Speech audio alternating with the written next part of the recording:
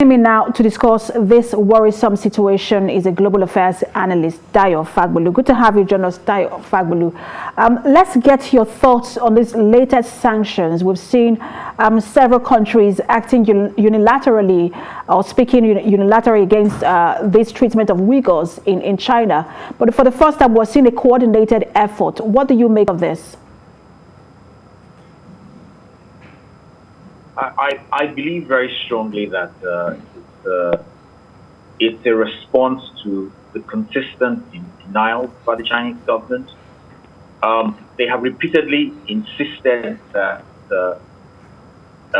they are not treating these Uyghurs in any form that violates their human rights. Initially, they denied this before they finally admitted that they had camps, but these camps were for reorientation. So I guess after repeated lies from the Chinese government, the whole collective, the European Union and Canada and the Americas are responding towards them. But these sanctions are not, they're nothing to write home about, and that's the reality of it. They're very weak sanctions against individuals in governments, just about 10 of them, I believe. Their assets and the travel bans. It doesn't amount to very much because this is a state-sponsored form of human rights violation, and that's what you need to be looking into. Hello? Hello?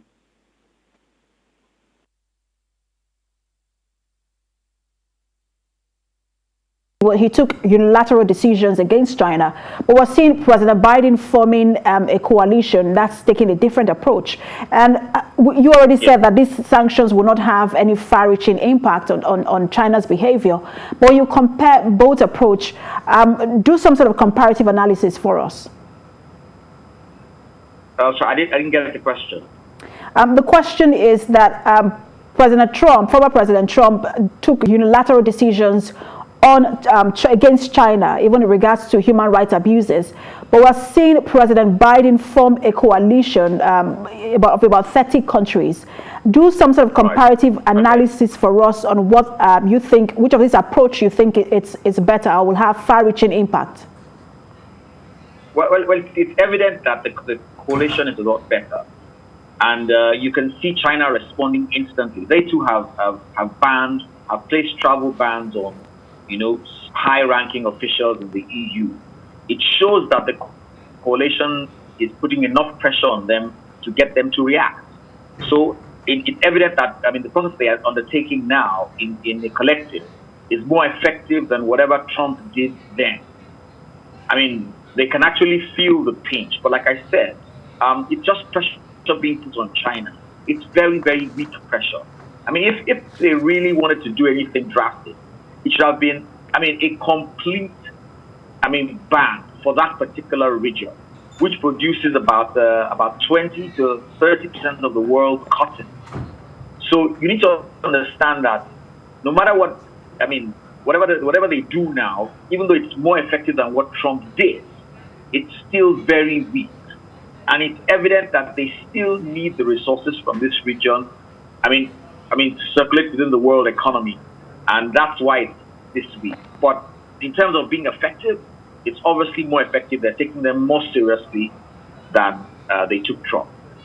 Do you think that, from what you said that these sanctions are effective, better than what we had on what we saw under former President Trump, but they are still very weak? And do you think that this weakness comes from the fact that some of these countries have trade agreements with China? For example, the EU last year signed a comprehensive agreement on investment with China. Yeah, that's one of the things I mentioned earlier on. I said that, look, between 20 and 30% of the world's cotton comes from this particular region, which is like a desert area and it's good for growing cotton. Now, what we're saying is, imagine a drop in the supply, in the world economy for cotton alone. It will affect drastically the outcome. And that's why I'm saying, the policies are weak for economic reasons, obviously, because they don't want this particular input. Cotton, for instance, to destabilize the world economy. So honestly, last I said, it's weak and it's purely for economic reasons, and it's just it's more of a dog, a weak dog barking without a bite. Really, that's what it is. It says, look, we identify the fact, we acknowledge the fact. I mean, we're trying to do something about it, but whatever it is we're doing, obviously, is weak. That's my position. That's obviously what is happening. China's relations with the rest of the world, especially the international community, has come under scrutiny in the last few days. We saw the Quad meeting. Yes. We saw the meeting between China and the U.S. Secretary of State, Antony Blinken. And we saw how the tension in the room. Yes. What is the possibility, after all of these meetings, what is the possibility of getting China to cooperate on issues of interest, for example, the crisis in Myanmar? Look, my opinion is, China has been practically overrun by a series of, Western nations, including Japan. We have Germany, we have France, we have the U.S. at different points in time, have moved in on them. I think at a time like this, what China is saying is,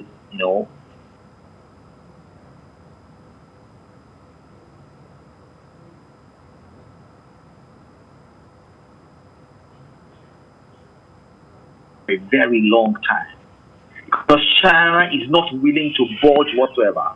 As a matter of fact, I'm looking at parallels. How would they treat us?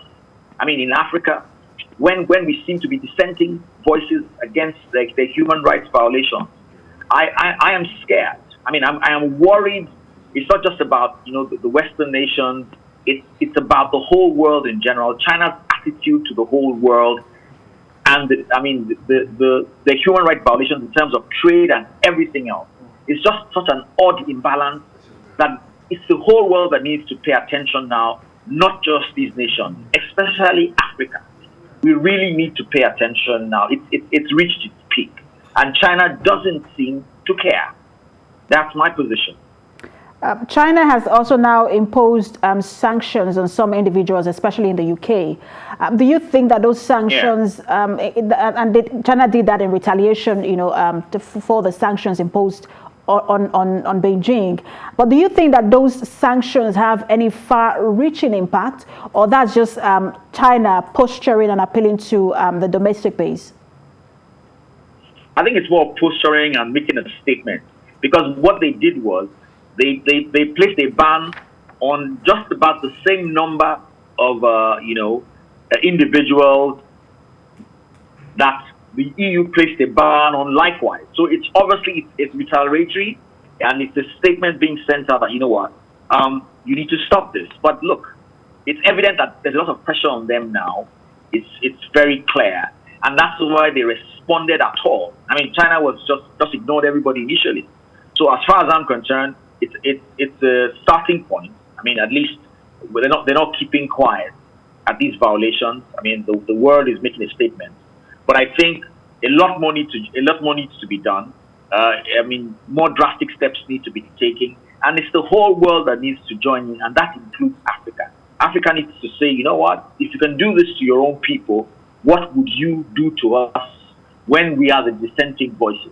I think it requires a collective and a sincere effort to make China stop this behavior, stop this attitude, and stop these policies of oppressing their own people just because they disagree with them. So, that's it for me. China is a key player on the global stage. We will see how all of these sanctions play out. Global Affairs Analyst Fagbolu, thanks for talking to us. It's a pleasure.